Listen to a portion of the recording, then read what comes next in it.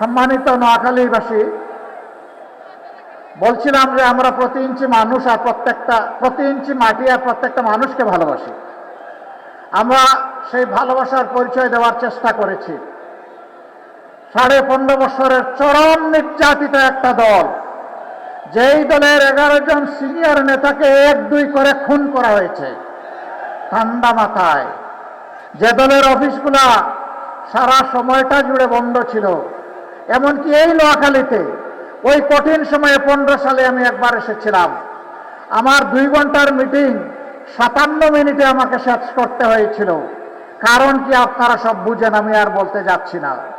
সম্মানিত ভাই ও বোনেরা, এরকম একটা অবস্থা পাড়ি দিয়ে আমরা যখন 5 তারিখ 1000 কর্মীকে হারিয়ে, হাজার হাজার কর্মীর পঙ্গুত্ব বরণ করার বিনিময়ে, হাজার হাজার লক্ষ লক্ষ জুলাই যোদ্ধা ত্যাগের বিনিময়ে আমরা যখন 5 তারিখ পেয়ে গেলাম, তখন আমরা উচ্ছ্বাস করি নাই, মিছিল করি নাই, স্লোগান তুলি নাই।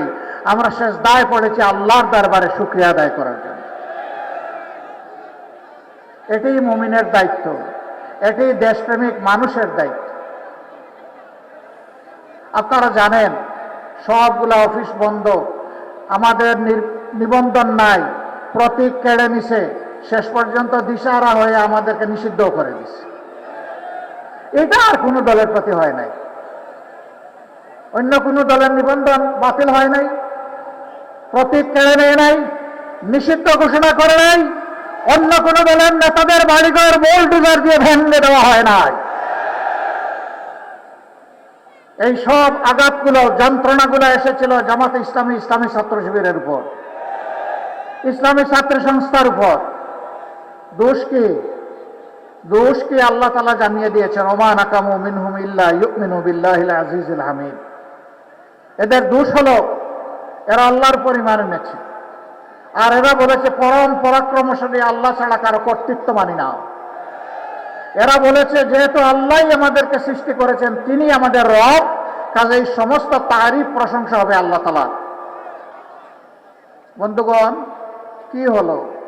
5 তারিখের আল্লাহ তাআলার দেওয়া এই নিয়ামত, এই নাজাত, এই মুক্তির পর আমরা এই মজলুম দলটি প্রথমেই জানিয়ে দিলাম, আমরা কারো উপর থেকে কোনো প্রতিশোধ নেব না।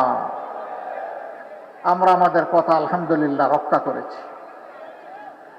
আমরা আর্থিকভাবে দারুণ ক্ষতিগ্রস্ত হয়েছি, কিন্তু আমরা আমাদের সমস্ত সহকর্মী শুভাকাঙ্ক্ষীদেরকে অনুরোধ করেছি যে আপনার টাকা চুরি করে নিয়ে গেছে, ওর সম্পদের দিকেও আপনি হাত বাড়াবেন না।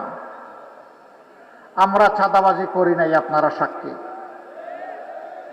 আমরা বলেছিলাম আমাদেরকে মামলা হামলা করে নাজেহাল করা হয়েছে, খুন করা হয়েছে, গুম করা হয়েছে। আমরা এই ধরনের মিথ্যা মামলা দিয়ে কাউকে হয়রানি করব না, কোনো মামলা বাণিজ্য করব না। আপনারা সাক্ষী, আমরা মামলা বাণিজ্য করি নাই।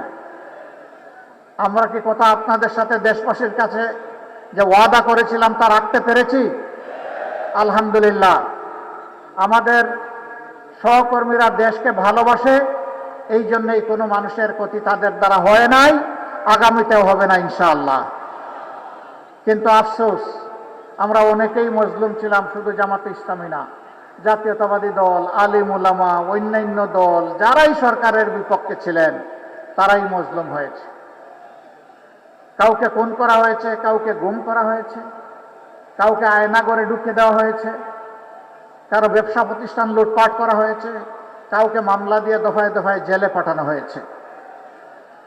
আমরা আশা করেছিলাম যেমনটা দেশকে ভালোবাসে আমরা দায়িত্ব নিয়েছি, আমরা পাহারা দেওয়া শুরু করেছিলাম বিভিন্ন ধর্মীয় প্রতিষ্ঠান, যে সমস্ত ঝুঁকিপূর্ণ স্থাপনা, সরকারি স্থাপনা, মানুষের বাড়িঘর, সবাই মিলে আমরা এই কাজটা করব দেশকে ভালোবাসে। কেউ কেউ করতে পারেন না, এটা তাদের ব্যাপার। যারা দেশকে ভালোবাসার প্রমাণ দিতে পেরেছেন, ইনশাআল্লাহ আগামী তাদের হাতে যদি দেশ আসে, তাহলে ভালোবাসার একটা দেশ তৈরি করা সম্ভব।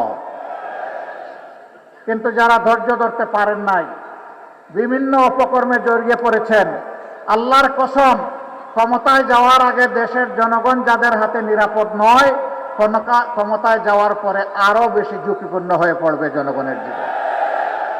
মানুষ বুঝতে পেরেছে, তাই সারা বাংলায় এখন বাঁধ ভাঙ্গা জোয়ার শুরু হয়েছে ন্যায় এবং ইনসাফের পক্ষে।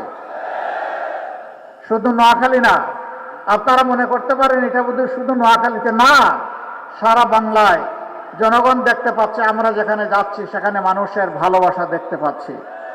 বিশেষ করে জুলাই যুদ্ধ যারা করেছে সেই যুব সমাজ আলহামদুলিল্লাহ আজকে তারা মুখিয়ে আছে নতুন একটি বাংলাদেশ 13 তারিখ থেকে দেখার জন্যে। আজ যুবকরা সিদ্ধান্ত নিয়ে ফেলেছে তারা কি আধিপত্যবাদের যারা দূষক তাদের পক্ষ নেবেন, নাকি আধিপত্যবাদের বিরুদ্ধে যারা মাথা উঁচু করে দাঁড়িয়ে আছে, মুখ ফুলিয়ে দাঁড়িয়ে আছে তাদের পক্ষ নেবে। তারা সিদ্ধান্ত নিয়ে ফেলেছে। তারা বুঝতে পেরেছে জুলাইয়ের যে চেতনা, যে আকাঙ্ক্ষা, এটা কাদের দ্বারা বাস্তবায়ন হবে তারা বুঝতে পেরেছে। তাদের বুঝ একদম স্পষ্ট। মায়েরা বুঝতে পেরেছেন, বোনেরা মেয়েরা বুঝতে পেরেছেন তাদের জীবন ইজ্জত সম্পদ কার কাছে নিরাপদ। এই জন্য তারাও সিদ্ধান্ত নিয়ে ফেলেছেন। একজন যুবতী বোন পোশাকে আশাকে তার মতো, তাকে সাংবাদিক বন্ধু জিজ্ঞেস করেছে আপনি আগামীর ক্ষমতায় কাকে বাংলাদেশে দেখতে চান? আমরা ক্ষমতা বলি না, আমরা অন্য কিছু বলি, কিন্তু সাংবাদিক তার মতো প্রশ্ন করেছেন। তিনি বলেছেন আগামীর ক্ষমতায় আমরা জামাতকে দেখতে চাই।